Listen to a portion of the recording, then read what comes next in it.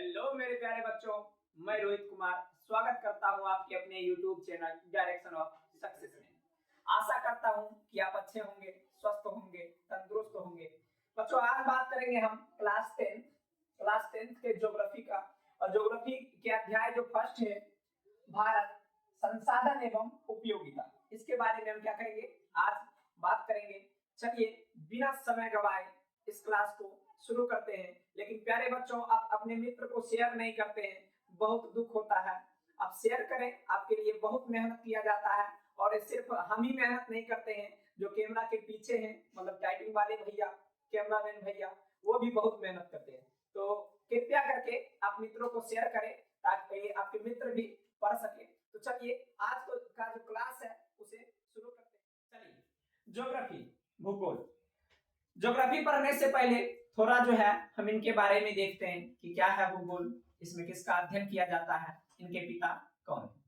कहा जाता है कि पृथ्वी के ऊपर और पृथ्वी के अंदर जो हलचलें होती है उसका अध्ययन हम जिनमें करते हैं उसे ही कहा जाता है भूगोल।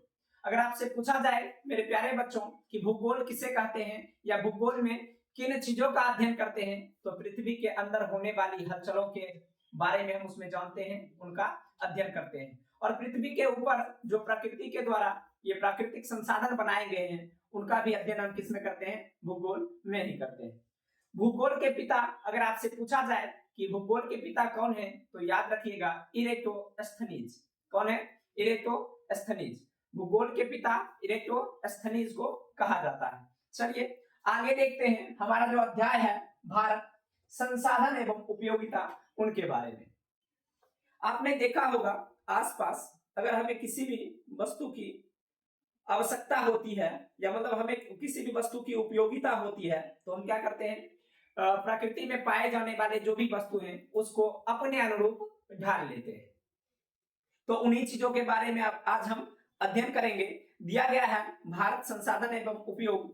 इसमें सबसे पहले जानेंगे कि संसाधन होता क्या है। हम कहते हैं कि वो हमारे काम करने का क्या है, संसाधन है। तो संसाधन होता क्या है? दिया गया संसाधन पृथ्वी पर उपलब्ध वे सभी वस्तुएं हैं जिनका उपयोग मानव अपने लाभ के लिए कर सकता है। ये संसाधन प्राकृतिक या मानव निर्मित हो सकते हैं।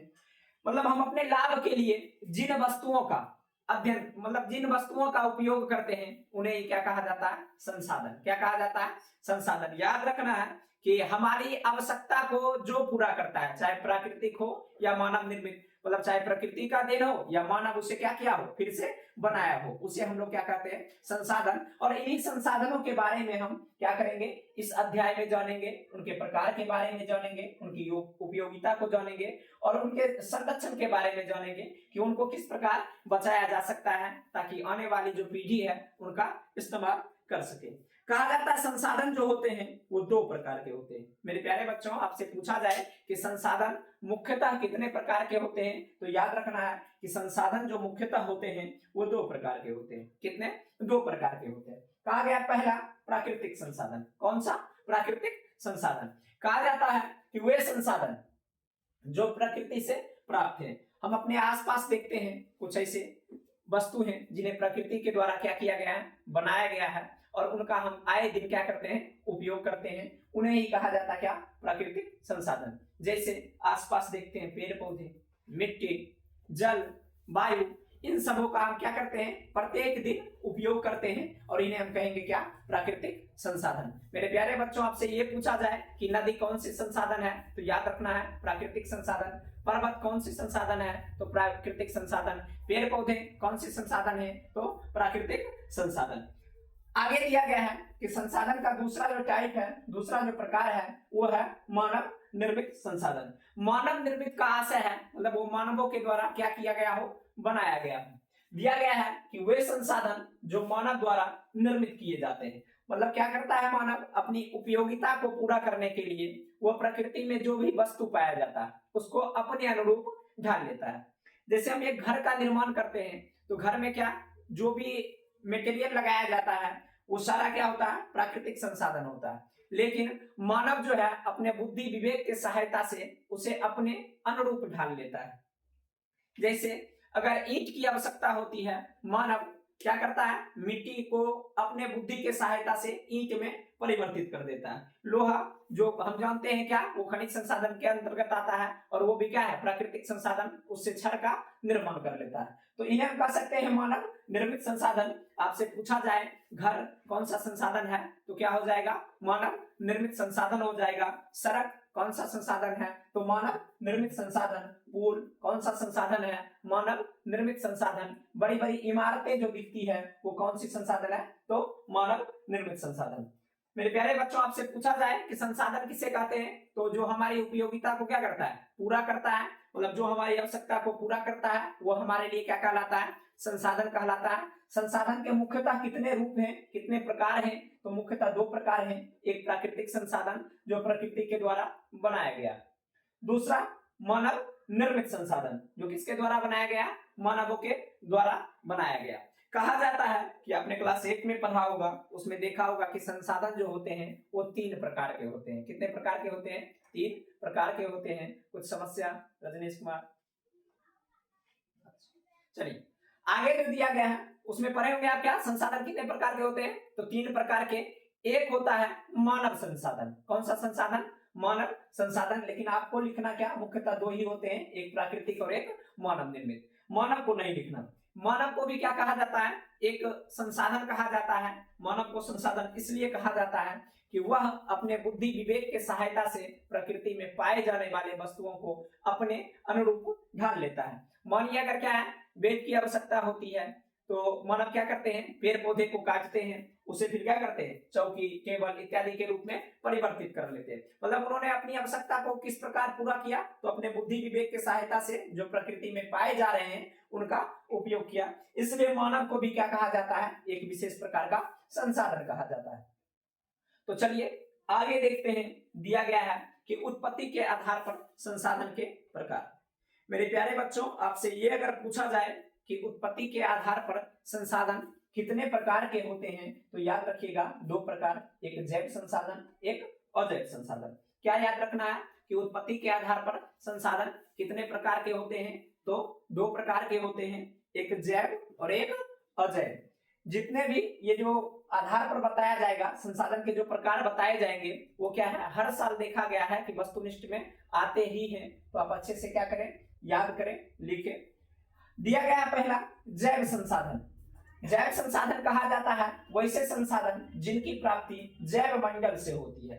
मतलब याद रखना है कि जिनमें जीवन होता है, पृथ्वी पर पाई जाने वाली वे सारी वस्तुएं जिनमें क्या हो, जीवन हो, वो क्या कहलाता है, जैव संसाधन कहलाता है। जो जैव मंडल पर पाया जाता हो, सजीव हो, वो क्या कहलाएगा, जैव संसाधन। जैसे मनुष्य, हम जानते हैं हमें क्या है, जीवन है। वनस्पति जिनमें क्या होता है, जीवन है। मत्स्य और भी जीव जंतु जो पाए जाते हैं वो क्या कहलाएंगे, जैव संसाधन कहलाएंगे। आगे दिया गया है अजैव संसाधन। पृथ्वी पर पाए जाने वाले वे वस्तु जो क्या है, निर्जीव है, मतलब जिनमें क्या है, जीवन नहीं है। कहा गया निर्जीव वस्तुओं के समूह को अजैव संसाधन कहा जाता है। मतलब जिनमें जीवन नहीं होगा वो कहलाएगा क्या, अजैव संसाधन। जैसे टेबल, कुर्सी, बेंच, किताब, कलम इत्यादि, ये सारे क्या है, अजैव संसाधन है। आपसे पूछा जाए कि उत्पत्ति के आधार पर संसाधन कितने प्रकार के होते हैं, तो 2 प्रकार के होते हैं। पहला जैव जिसमें जीवन हो, दूसरा अजैव जो निर्जीव हो। संसाधन के कितने प्रकार होते हैं, तो 2 प्रकार होते हैं। कौन कौन से, प्राकृतिक संसाधन, मानव निर्मित संसाधन, और एक अभी जो बताया गया है कि मानव को भी क्या कहा जाता है, एक विशेष प्रकार का संसाधन कहा जाता है। आगे देखते हैं, आगे दिया गया है कि उपयोगिता के आधार पर संसाधन के प्रकार। मेरे प्यारे बच्चों, अगर आपसे ये पूछा जाए कि उपयोगिता के आधार पर संसाधन कितने प्रकार के होते हैं, तो 2 प्रकार के। उत्पत्ति के आधार पर संसाधन कितने प्रकार के होते हैं, तो 2 प्रकार के। संसाधन के मुख्यतः कितने प्रकार होते हैं, तो 2 प्रकार होते हैं। संसाधन किसे कहते हैं, तो याद रखना है जो हमारी आवश्यकता को पूरा कर दे वो हमारे लिए क्या कहलाएगा, संसाधन कहलाएगा। हम देखते हैं कभी कभी जब क्या कर रहे होते हैं, फोन से किसी से बात कर रहे होते हैं, जब हमारे पास पेन नहीं होता है और नंबर लिखना होता है, तो हम क्या करते हैं, आसपास जो भी पेन है उससे लकड़ी को तोड़ते हैं और नीचे लिख देते हैं। तो तब जो लकड़ी से लिखे वो लकड़ी हमारे लिए क्या है, संसाधन है, क्योंकि वो हमारी उपयोगिता को क्या कर रहा है, पूरा कर रहा है। देखते हैं किसके बारे में दिया गया है कि उपयोगिता के आधार पर। किसके आधार पर? उपयोगिता के आधार पर। उपयोगिता के आधार पर संसाधन दो प्रकार के होते हैं और हर साल जो देखा गया है बिहार बोर्ड के एग्जाम में नवीकरणीय और अनवीकरणीय संसाधन से क्वेश्चन पूछा ही जाता है, हर साल पूछा जाता है। देखेंगे पहला जो है उपयोगिता के आधार पर नवीकरणीय संसाधन कहा जाता है वैसे संसाधन जिन्हें भौतिक, रासायनिक या यांत्रिक प्रक्रिया द्वारा पुनः प्राप्त किया जाता है। याद रखना आपको कि ये जो संसाधन होते हैं नवीकरणीय संसाधन वो कभी समाप्त नहीं हो सकते हैं। याद रखना क्या कि नवीकरणीय संसाधन कभी भी समाप्त नहीं हो सकते हैं। अगर समाप्त हो जाते हैं तो उन्हें भौतिक, रासायनिक या यांत्रिक प्रक्रिया द्वारा क्या किया जा सकता है? पुनः बनाया जाता है। जैसे मानिए, जैसे देख लेते हैं इसका सौर ऊर्जा, पवन ऊर्जा, जल से बनाने वाला जल विद्युत जो होता है वो किस में आ जाएगा? नवीकरणीय संसाधन में। जैसे हम देखते हैं कि सौर ऊर्जा, सूर्य से निकलने वाला प्रकाश, चीन क्या किया है? चीन जो है मतलब रासायनिक सहायता से, रासायनिक और यांत्रिक सहायता से क्या बना लिया? सूर्य बना लिया है। तो हम कह सकते हैं कि नवीकरणीय संसाधन जो है इसकी पुनः पूर्ति होगी, लेकिन पुनः पूर्ति कैसे होगी? तो भौतिक, रासायनिक और यांत्रिक प्रक्रिया के माध्यम से। आपसे पूछा जाए सौर का ऊर्जा जो है या सौर ऊर्जा या सूर्य का प्रकाश कौन सा संसाधन है? तो नवीकरणीय संसाधन है।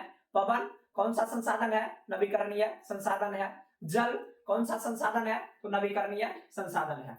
आपको याद रखना है कि जल नवीकरणीय संसाधन है, सौर ऊर्जा नवीकरणीय संसाधन है, सूर्य की किरणें जो है वो नवीकरणीय संसाधन है, पवन या वायु नवीकरणीय संसाधन है।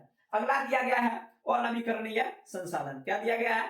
अनवीकरणीय संसाधन। कहा जाता है कि वैसे संसाधन जिनके निर्माण में एक लंबी अवधि लगती हो तथा इन्हें पुनः प्राप्त नहीं किया जा सकता है, इसे अनवीकरणीय संसाधन कहते हैं। मतलब एक लंबी अवधि का मतलब क्या? लगभग लाखों करोड़ों वर्ष लग जाए फिर वो क्या हो? पुनः प्राप्त हो, उसे कहते हैं क्या? अनवीकरणीय संसाधन। आपसे पूछा जाए कि कोयला कौन सा संसाधन है? तो नवीकरणीय संसाधन। पेट्रोलियम कौन सा संसाधन है? और नवीकरणीय संसाधन। दिया गया है कि जीवाश्म ईंधन जो भी होंगे वो क्या होंगे? और नवीकरणीय, क्योंकि इनके बनने में क्या होता है? लाखों करोड़ों वर्ष लग जाता है। क्या होता है? लाखों करोड़ों वर्ष लग जाता है। उपयोगिता के आधार पर संसाधन दो प्रकार के, नवीकरणीय और अनवीकरणीय। उत्पत्ति के आधार पर संसाधन कितने प्रकार के? तो याद रखना दो प्रकार के। कौन कौन? जैव और अजैव। चलते हैं आगे। आगे जो दिया गया है मेरे प्यारे बच्चों, स्वामित्व के आधार पर। किसके आधार पर? स्वामित्व के आधार पर। स्वामित्व मतलब होता क्या? स्वामी। स्वामी मतलब क्या? मालिक। मालिकाना के आधार पर जो संसाधन होता है वो कितने प्रकार के? चार प्रकार के। कितने प्रकार के? चार प्रकार के। चार प्रकार के। ये किसके आधार पर? स्वामित्व के आधार पर, उत्पत्ति के आधार पर दो और उपयोगिता के आधार पर दो। चार प्रकार जानेंगे कि स्वामित्व के आधार पर जो संसाधन होते हैं चार प्रकार के कौन कौन होते हैं। पहला दिया गया है व्यक्तिगत संसाधन। कौन सा? व्यक्तिगत संसाधन। कहा जाता है वैसे संसाधन जिस पर किसी खास व्यक्ति का अधिकार हो। मतलब खास व्यक्ति कहने का क्या कि पर्सनल, किसी एक व्यक्ति का क्या हो? अधिकार हो। हम कहते हैं क्या? वो मेरा पर्सनल है, वो मेरा मोबाइल जो है वो पर्सनल है, किताब जो है पर्सनल है, या जो भी है मेरा पर्सनल है। मतलब उस पर क्या है? एक व्यक्ति का अधिकार है। तो याद रखना है जिस पर किसी विशेष व्यक्ति का अधिकार हो उसे हम लोग कहते हैं क्या? व्यक्तिगत संसाधन कहते हैं। क्या कहते हैं? व्यक्तिगत संसाधन। आपसे पूछा जाए कि मोबाइल जो है वो कौन सा संसाधन है? तो व्यक्तिगत संसाधन है। क्यों व्यक्तिगत है? क्योंकि वो किसी एक पर्सनल का होगा। घड़ी, साइकिल, आसपास जो भी वस्तु देखते हैं मतलब जो क्या है किन्हीं के द्वारा खरीदा गया है वो उनके लिए क्या हो गया? पर्सनल हो गया। इसलिए हम कह सकते हैं उनको क्या? व्यक्तिगत संसाधन। अगला दिया गया सामुदायिक संसाधन। समुदाय का अर्थ होता है मतलब क्या? एक किसी जाति विशेष के लिए। किसके लिए? जाति विशेष के लिए। मतलब उस समाज में जो भी व्यक्ति निवास कर रहे हैं मतलब सभी के लिए वो संसाधन होंगे। दिया गया है वैसे संसाधन जो किसी खास समुदाय के आधिपत्य होते हैं और इसका उपयोग समूह के लाभ के लिए होता है। मतलब मान लीजिए आपके आसपास क्या है? कहीं खेल का मैदान है, मंदिर है, तो वो क्या हो जाएंगे? सामुदायिक संसाधन होंगे। क्या होंगे? सामुदायिक संसाधन। क्योंकि उसमें जो खेल का मैदान है उसमें आपके आसपास के जितने भी बच्चे हैं वो सारे क्या करेंगे? खेलने जाएंगे उन पर क्या होगा, एक समुदाय का, आपके आसपास जो भी निवास करने वाले समुदाय होंगे उनका आधिपत्य होगा, अधिकार होगा, और सब मिलकर क्या करेंगे, उनका लाभ लेंगे। मंदिरों पर कहीं ऐसा नहीं लिखा रहता है कि सिर्फ एक ही व्यक्ति क्या करेंगे, इसमें पूजा करेंगे। और मंदिर, याद रखिएगा, मंदिर कभी भी व्यक्तिगत संसाधन नहीं हो सकता है। खेल का मैदान जो है कभी भी व्यक्तिगत संसाधन नहीं होता है, क्योंकि उस पर आसपास के जितने भी लोग हैं सभी का क्या होता है, अधिकार होता है। सारे समुदाय के व्यक्ति क्या कर सकते हैं, उसमें जाकर खेल सकते हैं या पूजा कर सकते हैं। तो याद रखना, सामुदायिक संसाधन पर पूरे एक समुदाय का क्या होता है, अधिकार होता है।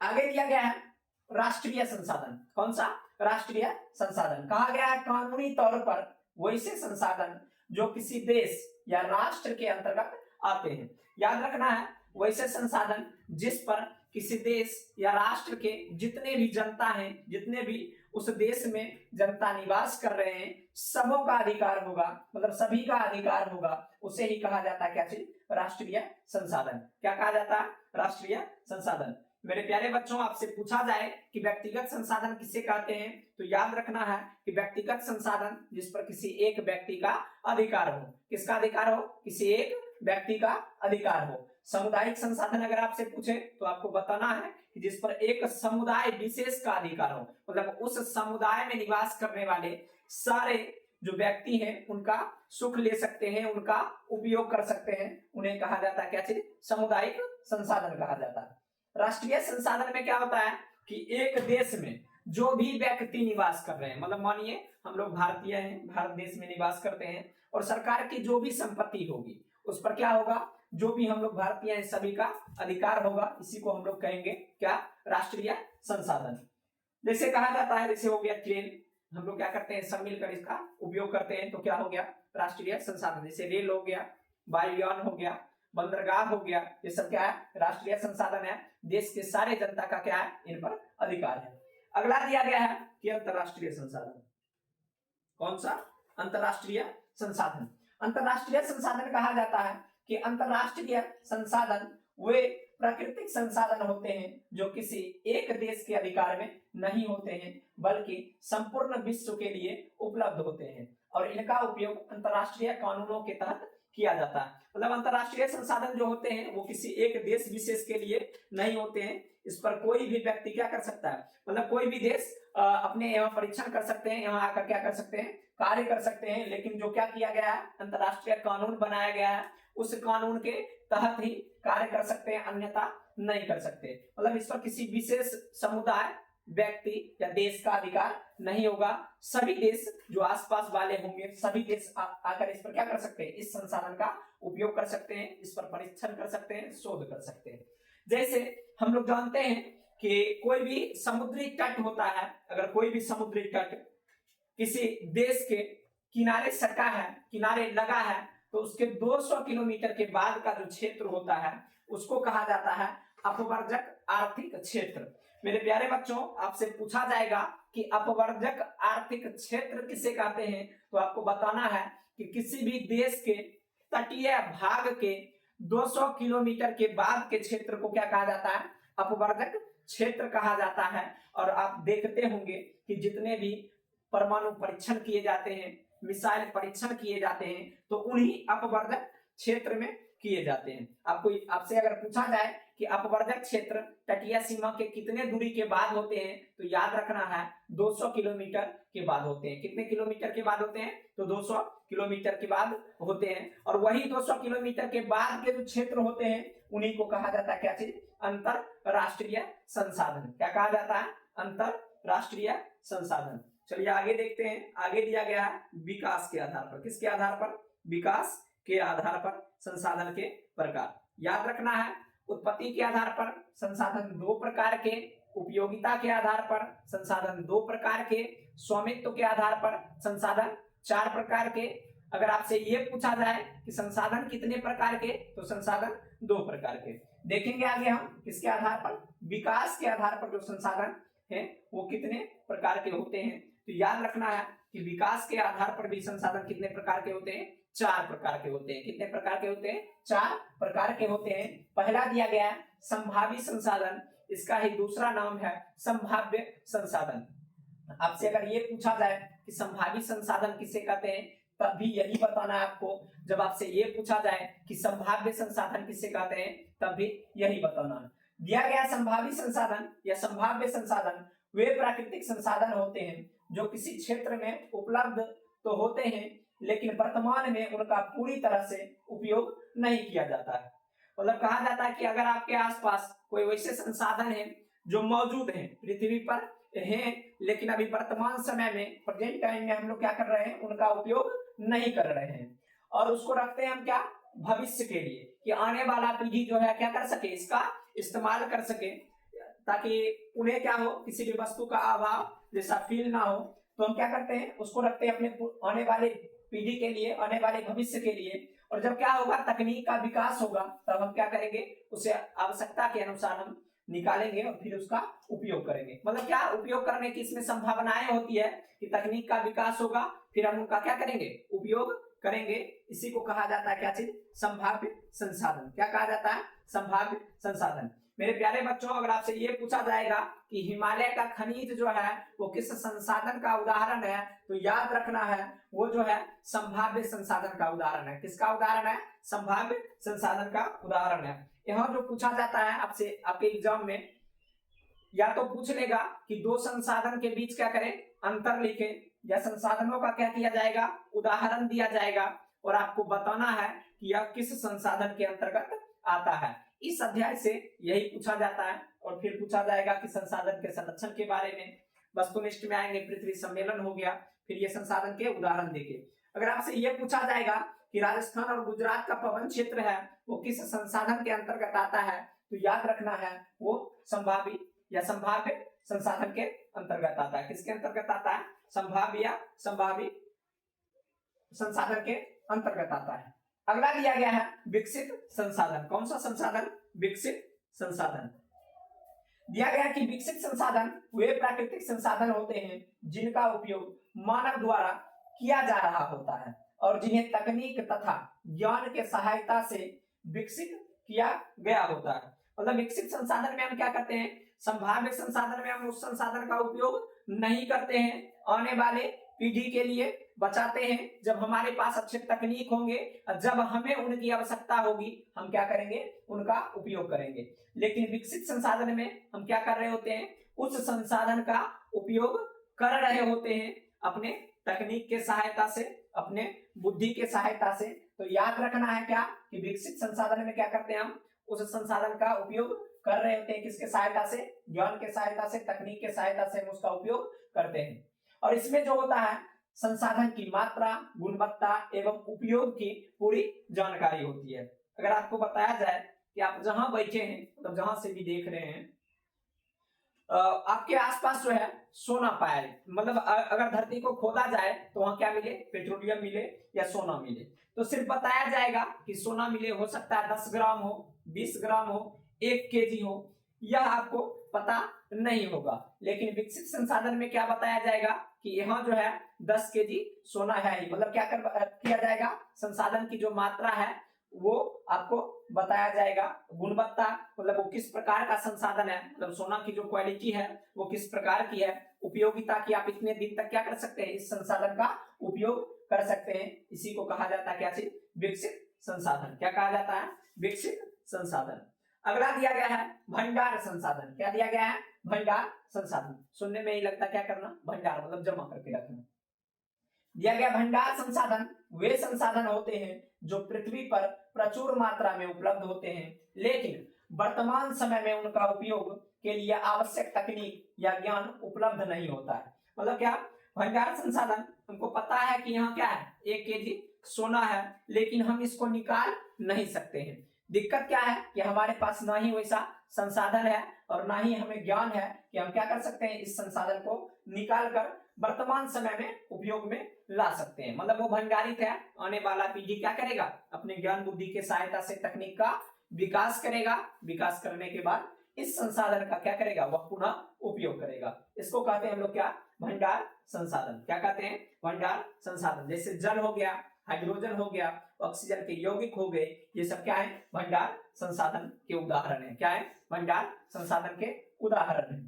अगला दिया गया है संचित कोष संसाधन। याद रखिएगा कि संचित कोष और भंडार संसाधन दोनों एक दूसरे से क्या होते हैं, मिलते जुलते होते हैं। दिया गया है कि संचित कोष संसाधन वे प्राकृतिक संसाधन होते हैं जो किसी क्षेत्र में मौजूद होते हैं और वर्तमान में उपयोग के लिए उपयुक्त होते हैं, लेकिन उन्हें भविष्य की जरूरतों के लिए क्या किया जाता है, संरक्षित रखा जाता है। मतलब भंडार संसाधन भी भविष्य के लिए है, लेकिन यहाँ दिक्कत क्या है कि हमारे पास संसाधन नहीं है और हमें ज्ञान नहीं है कि इसका उपयोग किस प्रकार किया जाए। लेकिन यहाँ संचित कोष में भी क्या रखा जाता है, भविष्य के लिए ही रखा जाता है, ताकि आने वाला जो पीढ़ी क्या कर सके, उसका इस्तेमाल कर सके। लेकिन हम इसे चाहेंगे तो इस्तेमाल कर सकते हैं, क्योंकि इसे निकालने के लिए हमारे पास तकनीक होगा, ज्ञान होगा। तो ये है संसाधन के क्या प्रकार। अगर आपसे पूछा जाए कि उत्पत्ति के दृष्टिकोण से संसाधन कितने प्रकार के होते हैं, तो याद रखना कितने, दो। याद क्या रखना है, दो प्रकार के। अगर आपसे ये पूछा जाए दो प्रकार के कौन कौन, तो जैव और अजैव। उपयोगिता के आधार पर अगर आपसे पूछा जाए कि उपयोगिता के आधार पर संसाधन कितने प्रकार के होते हैं, तो याद रखना है दो, नवीकरणीय संसाधन और एक अनवीकरणीय संसाधन। अगर आपसे ये पूछा जाए कि स्वामित्व के आधार पर संसाधन कितने प्रकार के होते हैं, तो चार प्रकार के। पहला व्यक्तिगत संसाधन, दूसरा सामुदायिक संसाधन, तीसरा राष्ट्रीय संसाधन, चौथा अंतरराष्ट्रीय संसाधन। स्वामित्व के आधार पर चार, उत्पत्ति के आधार पर दो, उपयोगिता के आधार पर दो, और लास्ट जो दिया गया है वो किसके आधार पर, तो विकास के आधार पर संसाधन कितने प्रकार के, चार प्रकार के। कितने प्रकार के, चार प्रकार के। पहला संभावी संसाधन या संभाव्य संसाधन, दूसरा विकसित संसाधन, तीसरा भंडार संसाधन, और चौथा जो है वो संचित कोष संसाधन। यहाँ से जो है हर साल देखा गया है कि 100% जो है क्वेश्चन आता ही है एग्जाम में। आपसे पूछा जाएगा कि उत्पत्ति के आधार पर संसाधन होते हैं कितने प्रकार के, या कितने प्रकार के होते हैं। ऑप्शन दिया जाएगा 1, 2, 3, इनमें से कोई नहीं, तो आप क्या लगाएंगे, चलिए कमेंट में बताइएगा। अभी नहीं, आगे देखते हैं। दिया गया है कि संसाधन का नियोजन।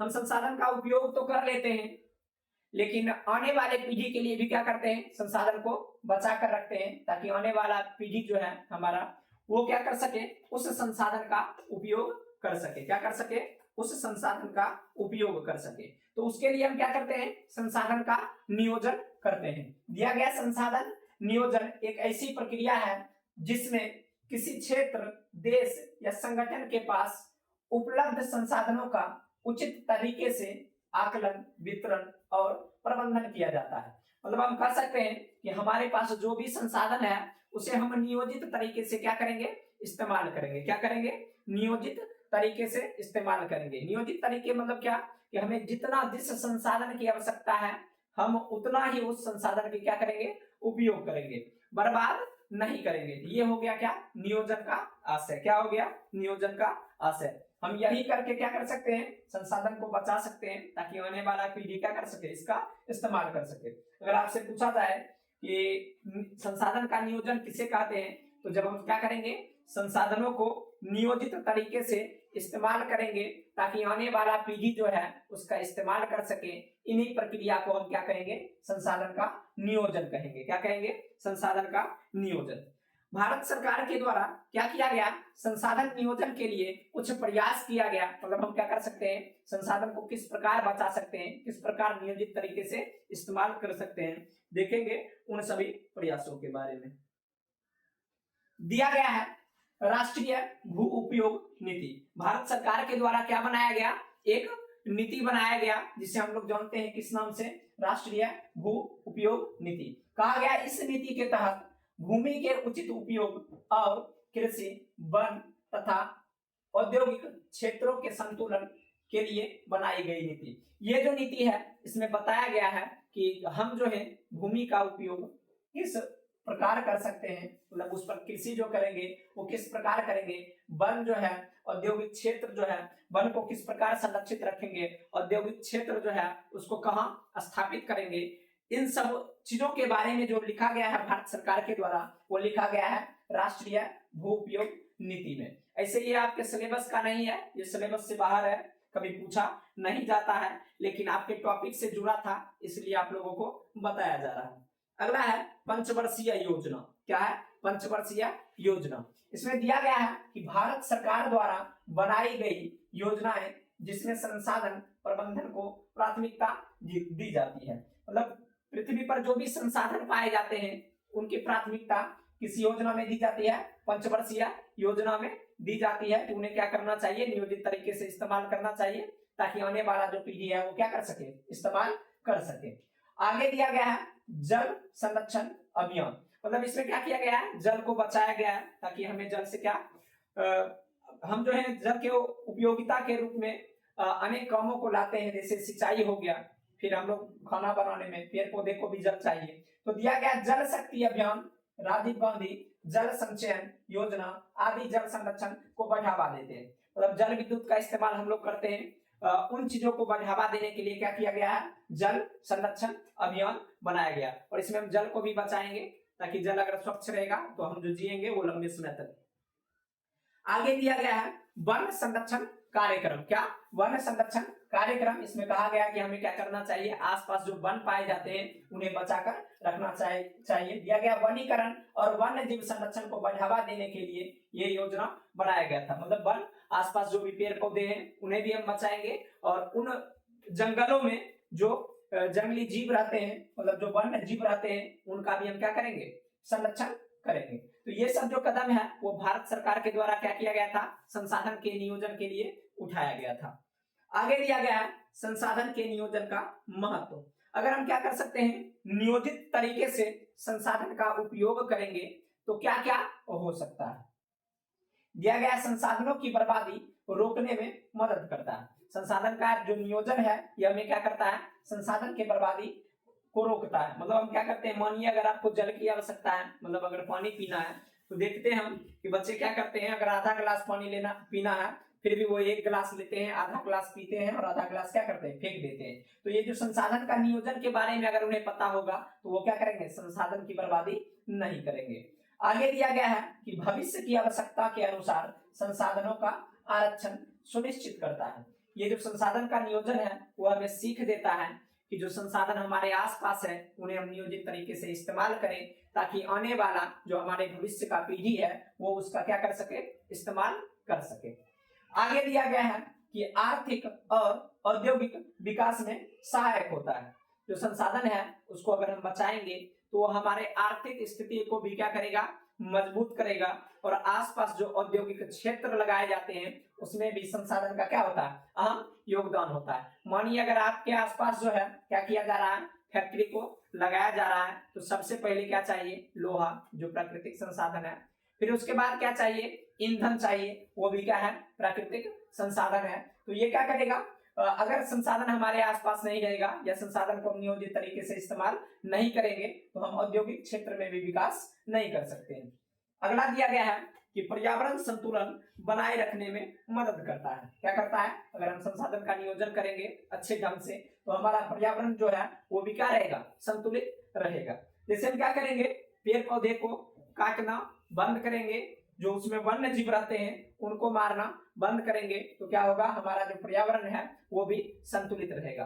वन्य जीव का भी क्या होता है? अहम योगदान होता है। वो एक अपघटक के रूप में हमारे आसपास कार्य करते हैं। मरे सड़े गले जीवों का भी वो क्या करते हैं? नाश करते हैं। और आहार जाल का वो क्या करते हैं? निर्माण करते हैं, जिनसे ऊर्जा क्या होता है? रोटेट होते रहता है, मतलब चक्कर लगाते रहता है। तो ये था क्या? संसाधन नियोजन का महत्व। अगर आपसे पूछा जाए कि संसाधन नियोजन का महत्व हमारे जीवन में क्या है तो आपको क्या करना है? ये चारों जो पॉइंट है उसको लिखना है। आगे दिया गया है भारत में संसाधन नियोजन। दिया गया कि संसाधन नियोजन का अर्थ होता है प्राकृतिक संसाधन का कुशलता पूर्वक, अभी आपको बताया ही गया है कि जो भी हमारे आसपास रहेंगे प्राकृतिक संसाधन उनका क्या करेंगे? हम एक नियोजित तरीके से इस्तेमाल करेंगे ताकि आने वाली पीढ़ी, जो हमारी भावी पीढ़ी है, वो उनका क्या करेगा? इस्तेमाल करेगा। इसी को कहा जाता है क्या? संसाधन का नियोजन। और यही लिखा गया भारत में संसाधन का नियोजन।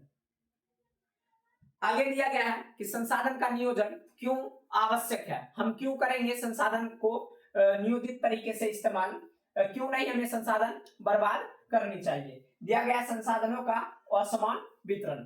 हर जगह कहा जाता है कि जो संसाधन है वो उपलब्ध नहीं रहते हैं। कुछ संसाधन होते हैं जो विशेष जगहों पर ही पाए जाते हैं, लेकिन जो मानव है उनको सभी वस्तुओं की क्या होती है, आवश्यकता होती है। तो उनको जब वो प्राप्त होंगे तो किस प्रकार प्राप्त होंगे, हम नियोजित तरीके से इस्तेमाल करेंगे तभी प्राप्त होंगे। दिया गया कि कुछ क्षेत्रों में संसाधन की अधिकता है जबकि कुछ क्षेत्रों में इनकी कमी। तो जहां अधिकता है वहां से उस संसाधन को लाया जाएगा और कमी वाले जगह पर जहां क्या है, इनकी कमी है, उनकी पूर्ति कराई जाएगी। अगर हम मानेंगे कि हमारे आसपास क्या है, खनिज तेल पाया जाता है, तो हमारे मन में बैठ जाएगा कि खनिज तेल हमारे यहाँ अधिक है, तो हम क्या करेंगे, उसका उपयोग अधिक करेंगे। उपयोग नहीं, वो दुरुपयोग हो जाएगा फिर हमसे, तो हम तो दुरुपयोग कर लेंगे, लेकिन जहां क्या है, कमी है, मतलब ये संसाधन पाया ही नहीं जाता है, उन्हें मिल नहीं पाएगा। तो इसी के लिए हमें क्या करना चाहिए, संसाधन का नियोजन करना चाहिए।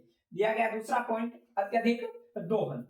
कुछ संसाधन का अत्यधिक उपयोग किया जा रहा है जिससे वे समाप्त होने के कगार पर हैं। मतलब हमें क्या करना चाहिए, संसाधन का अधिक उपयोग भी नहीं करना चाहिए, जितनी आवश्यकता हो उतना ही उपयोग करना चाहिए, नहीं तो आने वाले समय में वो क्या हो जाएंगे, समाप्त हो जाएंगे, फिर वो हमें नहीं मिल पाएंगे।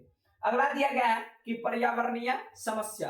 अगर हम क्या करेंगे, संसाधन का नियोजित तरीके से इस्तेमाल करेंगे तो पर्यावरणीय जो समस्या है उससे भी छुटकारा मिल जाएगी हमें। जैसे दिया गया संसाधनों के अनुचित उपयोग से वनों की कटाई, जैसे हम लोग क्या करते हैं, वन को काटते हैं, भूमि क्षरण जिसको हम लोग भूक्षरण कहते हैं या मृदा अपरदन कहते हैं, जल संकट और प्रदूषण जैसी समस्या बढ़ रही है। जैसे हम लोग क्या करते हैं, जैसे खनिज तेल है, हम लोगों के पास गाड़ी को लेते हैं, अगर बगल के दुकान जाना है, पास के दुकान जाना है, तो हम लोग क्या करते हैं, बाइक का इस्तेमाल करते हैं, जिससे क्या निकलता है, धुआं निकलता है जो हमारे वातावरण को दूषित करता है। हम लोग क्या करते हैं, पेड़ को काटते हैं जिससे ऑक्सीजन लेवल क्या होता है, घटता है, ग्लोबल वार्मिंग जैसी समस्या उत्पन्न होती है, सांस लेने में दिक्कतें होती है, ये सारी समस्या उत्पन्न होती है। तो जब हम क्या करेंगे, संसाधन को नियोजित तरीके से इस्तेमाल करेंगे तो ना ही हम पेड़ काटेंगे और ना ही प्रदूषण जैसी समस्या को झेलेंगे।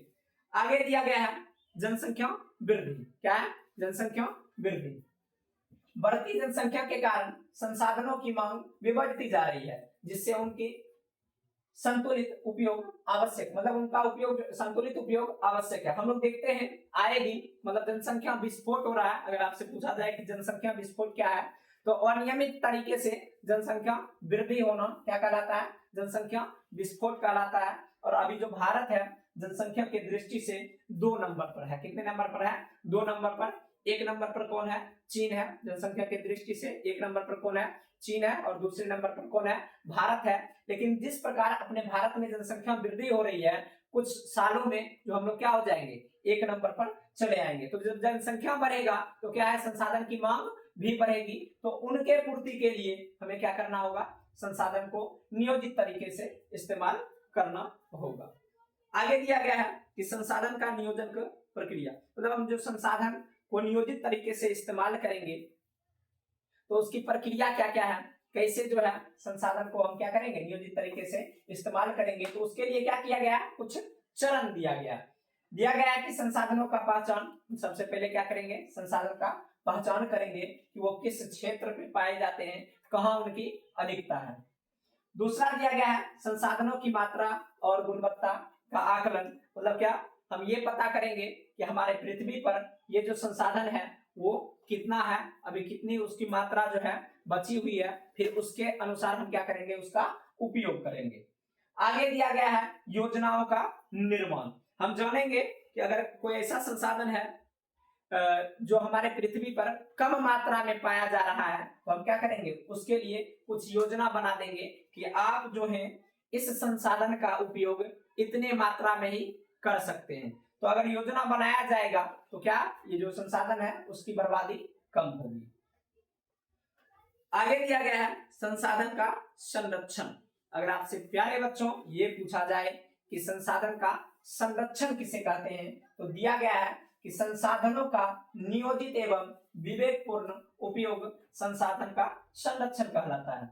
ऐसे भी आप कह सकते हैं कि संसाधनों को बचाना ही क्या है, संसाधन का संरक्षण कहलाता है, या संसाधन का संरक्षण कह सकते हैं। हम क्या करेंगे, जब किसी भी संसाधन को बचाएंगे तो वो क्या होगा, संसाधन का संरक्षण।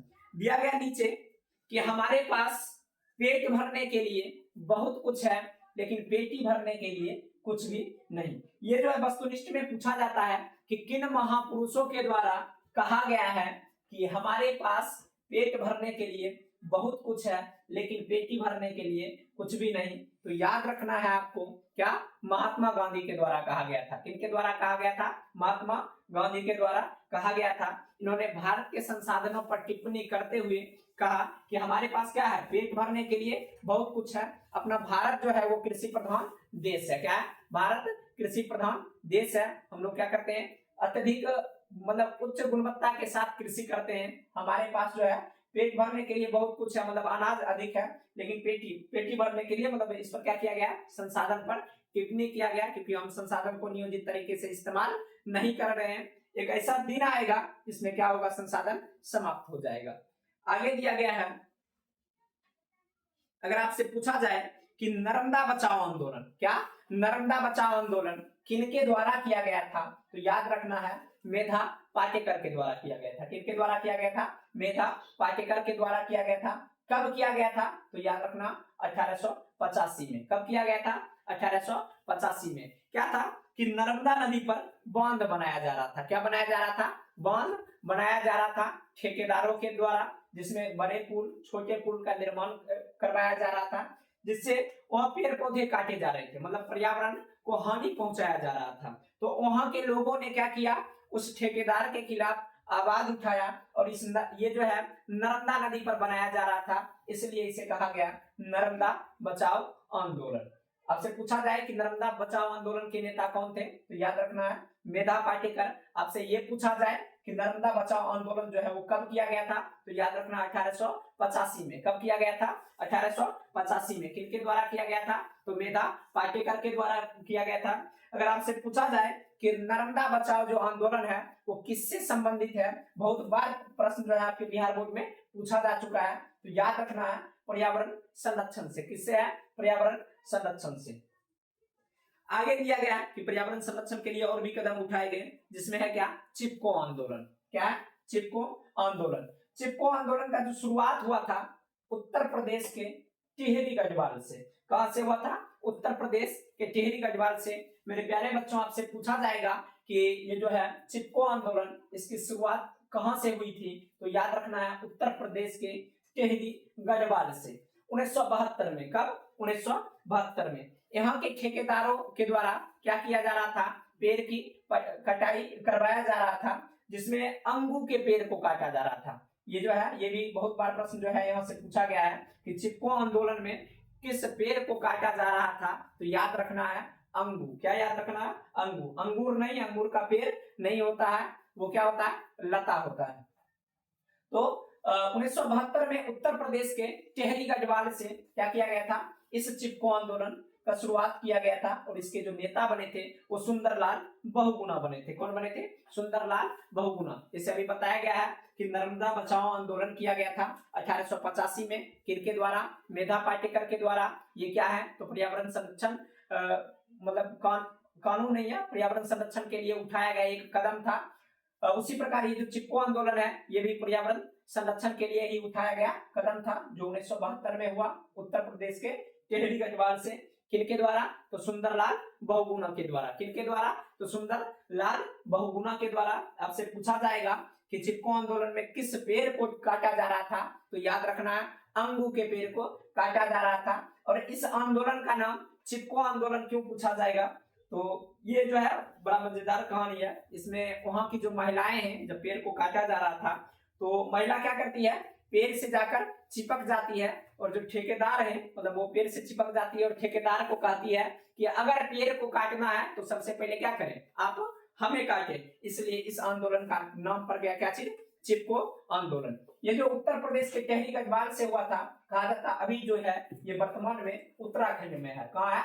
उत्तराखंड में है। अगर आपसे पूछा जाए कि उत्तर प्रदेश का ये जो टिहरी गढ़वाल जहाँ से क्या किया गया था, चिपको आंदोलन किया गया था, वो कहाँ है, तो उत्तराखंड में है। कभी कभी ऑप्शन जो है उत्तर प्रदेश भी देता है, कभी कभी उत्तराखंड भी देता है। आप क्या करना है, उसको अच्छी तरह से देखें। उत्तराखंड भी रहेगा फिर भी सही हो जाएगा, और उत्तर प्रदेश रहेगा फिर भी सही रहेगा। आगे जो है वो देखते हैं। आगे दिया गया है कि डाकुओं की अर्थव्यवस्था। आपसे पूछा जाए कि डाकुओं की अर्थव्यवस्था है, इससे आप क्या समझते हैं, तो कहा गया है कि मानव एवं तकनीक, मानव जो है, ये गलत लिखा गया थोड़ा, मानव जो है, मानव क्या करता है, तकनीक के सहायता से प्रकृति में पाए जाने वाले जो भी वस्तु हैं उनका अत्यधिक दोहन करता है, मतलब डाकुओं की तरह क्या करता है, लूटता है। इसलिए इसे कहा जाता है क्या चीज, डाकुओं का अर्थव्यवस्था कहा जाता है। क्या कहा जाता है, डाकुओं का अर्थव्यवस्था कहा जाता है, क्योंकि मानवों के द्वारा एक डाकू की तरह प्राकृतिक संसाधन का क्या किया जाता है, दोहन किया जाता है। आगे दिया गया है कि सतत पोषणीय विकास। उससे पहले पर्यावरण संरक्षण के लिए कुछ कदम जो है वो उठाए गए थे, उनके बारे में देखते हैं। दिया गया कि पर्यावरण संरक्षण हेतु प्रथम स्टॉकहोम, यहां भी गलत लिखा गया, स्टॉकहोम में विश्व शिखर सम्मेलन किया गया था। आपसे पूछा जाएगा कि पर्यावरण संरक्षण हेतु सर्वप्रथम जो सम्मेलन है वो कहां किया गया था, तो याद रखना स्टॉकहोम में। कहां किया गया था, स्टॉकहोम में किया गया था। कब किया गया था, तो 5 जून 1972 को। कब किया गया था, 5 जून 1972 को। और उसी को याद रखने के लिए हम प्रत्येक वर्ष क्या करते हैं, 5 जून को विश्व पर्यावरण दिवस मनाते हैं। ये भी कई बार जो है आपके बिहार बोर्ड के एग्जाम में पूछा गया क्वेश्चन है कि ये जो विश्व पर्यावरण दिवस है कब मनाते हैं, तो याद रखना है 5 जून को मनाते हैं। पर्यावरण संरक्षण के लिए पहला कदम जो है कब उठाया गया था, तो 5 जून 1972 को। कहां से उठाया गया था, तो स्टॉकहोम से। कहां से उठाया गया था, स्टॉकहोम से। आगे दिया गया है कि सतत पोषणीय विकास। क्या है, सतत पोषणीय विकास। मेरे प्यारे बच्चों, अगर आपसे ये पूछा जाए कि सतत पोषणीय विकास क्या है, तो ये एक प्रकार की क्या है, अवधारणा है। क्या है, अवधारणा है जो लोगों में होना चाहिए और इससे हम लोगों को प्रेरित कर सकते हैं। दिया गया यह एक ऐसी अवधारणा है जिसमें प्राकृतिक संसाधन को बिना किसी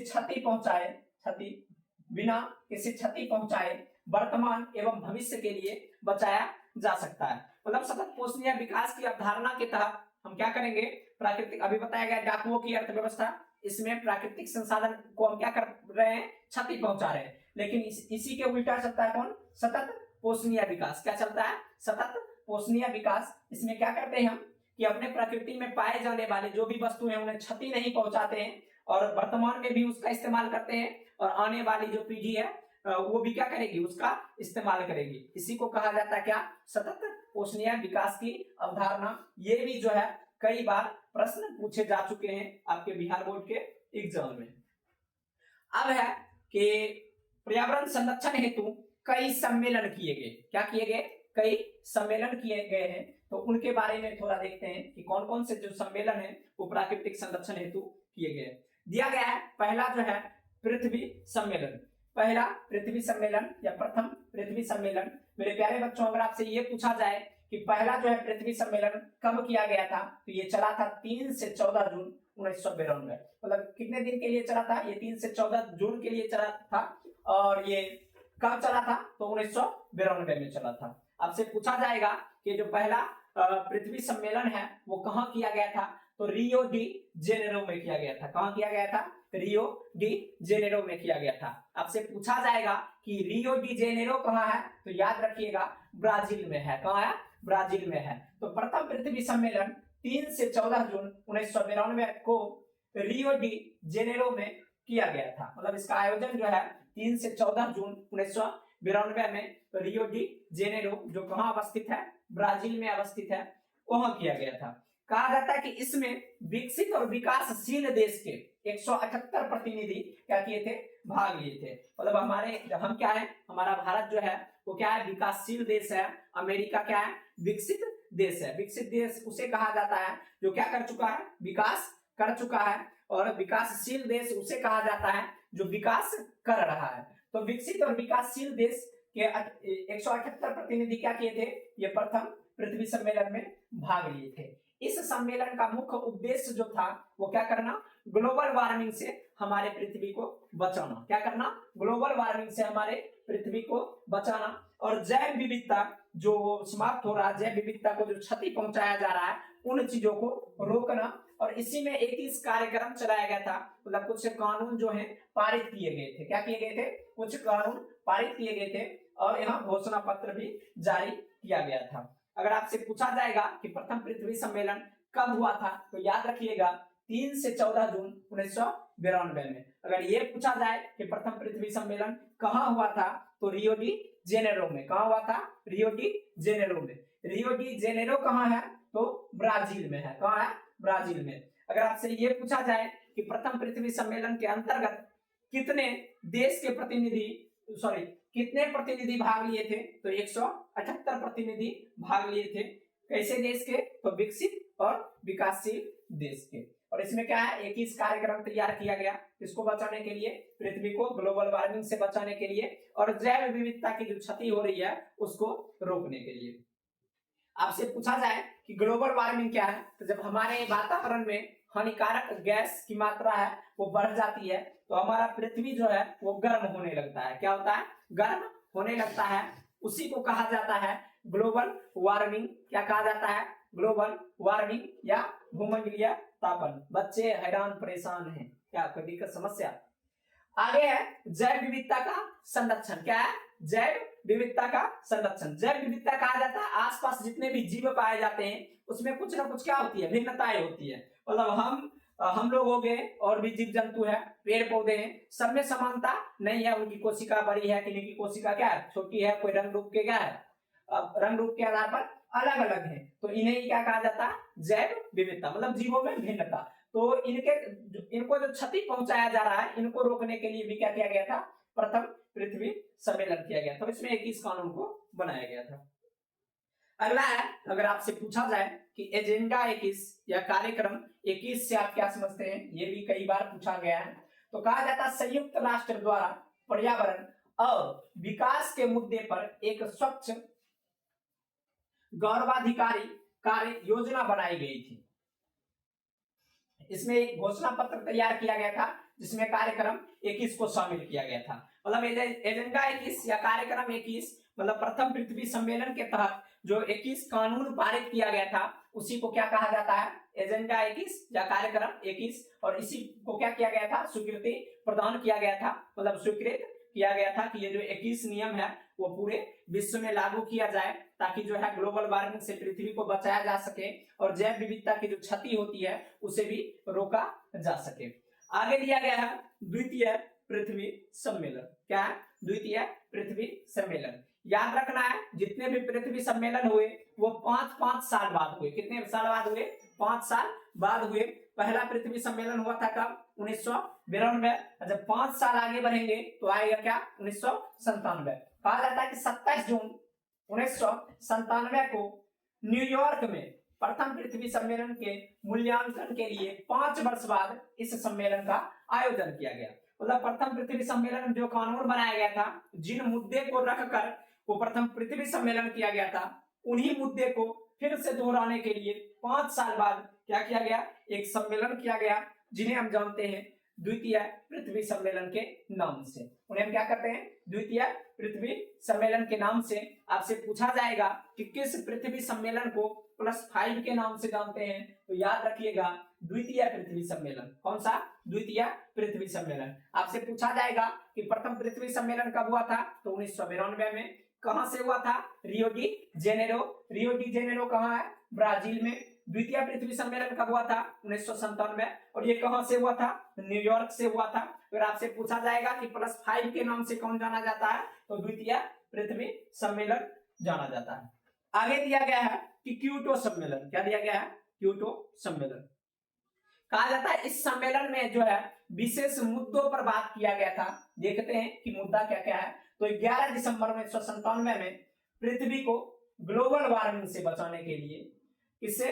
ग्लोबल वार्मिंग से। अभी आपको बताया गया है कि ग्लोबल वार्मिंग या भूमंडलीय तापन एक ही होता है जिसमें भूमि का तापमान क्या होता है? बढ़ जाता है। हम लोग गर्मी से बेचैन हो जाते हैं, पेड़ पौधे जो है या फसल ठीक अच्छे ढंग से उग नहीं पाता है। तो इन्हीं समस्या के निदान के लिए क्या किया गया था? क्योटो सम्मेलन किया गया था। क्या किया गया था? क्योटो सम्मेलन किया गया था कि हम अपने पृथ्वी को क्या करेंगे? ग्लोबल वार्मिंग से कैसे बचा सकते हैं। आपसे पूछा जाएगा कि क्योटो सम्मेलन कब किया गया था, तो 11 दिसंबर 11 दिसंबर 1997 को। कब किया गया था? 11 दिसंबर 1997। पूछा जाएगा कहां से किया गया था, तो याद रखिएगा जापान के क्योटो से। कहां से किया गया था? जापान के क्योटो शहर से क्योटो सम्मेलन किया गया था। कब? 1997 में। कहा जाता है कि इसमें 159 देश भाग लिए थे। क्या लिए थे? 159 देश भाग लिए थे, उसमें प्रतिनिधि भाग लिए थे, जिसमें बताया गया 6 जो गैस है, 6 गैस मतलब ग्लोबल वार्मिंग उत्पन्न होने के मुख्य कारक जो है 6 गैस को बताया गया, जिसमें है पहला CO2, दूसरा है CH4, तीसरा है NO2, चौथा है CFC, उसके बाद पांचवा जो है HFC, फिर छठा है SF6 सल्फर हेक्सा क्लोराइड, मतलब fluorocarbon, methane, nitrogen, carbon dioxide. ये जो है इन सभी गैसों को क्या माना गया है? ग्लोबल वार्मिंग के प्रमुख कारक माना गया है। और इनका जो है वो निपटारा किस प्रकार किया जाए, इन गैसों में कमी किस प्रकार लाया जाए, इन्हीं मुद्दों पर विचार करने के लिए ये जो है जापान के क्योटो शहर से क्योटो सम्मेलन किया गया था। कहा गया था कि ग्लोबल वार्मिंग के लिए ये सब जिम्मेदार गैस हैं और इनमें किस प्रकार कटौती किया जाए, कसौटी लाया जाए, ताकि जो है हम ग्लोबल वार्मिंग से बच सकते हैं। तो इसी सम्मेलन को, जो ये ग्लोबल वार्मिंग रोकने के लिए जो सम्मेलन किया गया था, इसी सम्मेलन को कहा जाता है विश्व पर्यावरण सम्मेलन या ग्रीन हाउस सम्मेलन। आपसे पूछा जाएगा कि ग्रीन हाउस सम्मेलन को और किस नाम से जानते हैं, तो याद रखिएगा क्योटो सम्मेलन से और विश्व पर्यावरण सम्मेलन से। क्योटो सम्मेलन कहाँ किया गया था? तो जापान के क्योटो शहर में किया गया था। कहाँ किया गया था? जापान के क्योटो सम्मेलन में, जापान के क्योटो से किया गया था। एक जो है इसमें बनाया गया प्रोटोकॉल, मतलब एक नियम बनाया गया जिसे कहा जाता है मॉन्ट्रियल प्रोटोकॉल। क्या कहा जाता है? मॉन्ट्रियल प्रोटोकॉल कहा जाता है। आपसे पूछा जाए कि मॉन्ट्रियल जो प्रोटोकॉल है इसका संबंध किससे है, तो ओजोन अवक्षय से है। किससे है? ओजोन अवक्षय से है। आपसे पूछा जाए कि मॉन्ट्रियल प्रोटोकॉल जो है इसका संबंध किससे है, तो ओजोन अवक्षय से है। जब वातावरण में अभी हानिकारक 6 गैस बताया गया, इसमें एक क्या है? CFC है, क्लोरोफ्लोरोकार्बन। जब वातावरण में क्या होता है? क्लोरोफ्लोरोकार्बन की मात्रा बढ़ जाता है, तो उसके कारण क्या होता है? ओजोन परत का क्षय होता है। क्या होता है? ओजोन परत का क्षय होता है।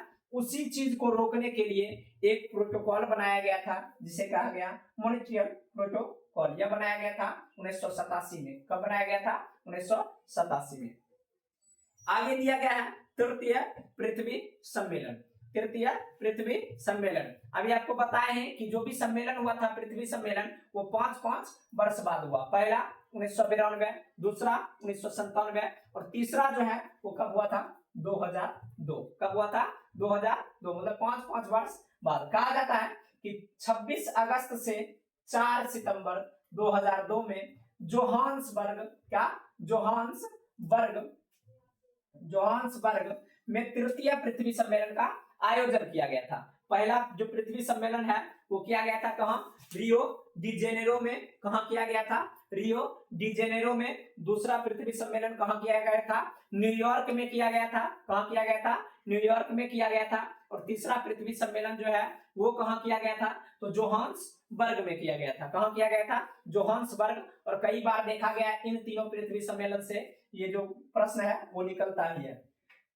इसमें 150 धारा, मतलब कहा जाता है कि 150 धारा मतलब 150 धारा, 150 नियम को क्या किया गया? बनाया गया और सहमति भी दिया गया। और वो जो नियम बने थे वो किसके लिए बने थे? तो पर्यावरण संरक्षण के लिए बने थे। किसके लिए बने थे? पर्यावरण संरक्षण के लिए। और इसमें विकसित और विकासशील देश के लगभग 2000 प्रतिनिधि क्या किए थे? भाग लिए थे। कितने प्रतिनिधि भाग लिए थे? तो लगभग 2000 प्रतिनिधि भाग लिए थे। तो इसे ही कहा गया क्या? तृतीय पृथ्वी सम्मेलन कहा गया। क्या कहा गया? तृतीय पृथ्वी सम्मेलन कहा गया। आपसे पूछा जाए कि पहला पृथ्वी सम्मेलन कब हुआ? तो 1992। कहां हुआ था? तो ब्राजील के रियो डी जेनेरो। दूसरा कब हुआ? तो 2002। कहां हुआ था? तो न्यूयॉर्क सिटी में हुआ था। कहां हुआ था? न्यूयॉर्क में। तीसरा आपसे पूछा जाए कि तृतीय पृथ्वी सम्मेलन कब हुआ था? 2002 में हुआ था। कहां हुआ था? जोहान्सबर्ग में हुआ था। कहां हुआ था? जोहान्सबर्ग में हुआ था। तो इसमें जितने भी जो हाईलाइट पॉइंट बताए गए हैं ये लिखा इसलिए गया है कि आप क्या करें? नोट्स अच्छे तरह से तैयार करें और डीपली अपने किताब को क्या करें? पढ़ें। वस्तुनिष्ठ जो है बार बार आपके प्रश्न के बीच से ही जो ये जो पॉइंट लिखा गया है इसके बीच से ही बार बार बिहार बोर्ड यहाँ से वस्तुनिष्ठ प्रश्न को क्या करता है, उठाता है। तो आप इसको क्या करें, अच्छे ढंग से तैयार करें ताकि किसी भी प्रकार की समस्या उत्पन्न ना हो। आज जो है आपका ये अध्याय जो है संसाधन एवं उसका नियोजन वो समाप्त हो चुका है और मिलते हैं अगले क्लास में।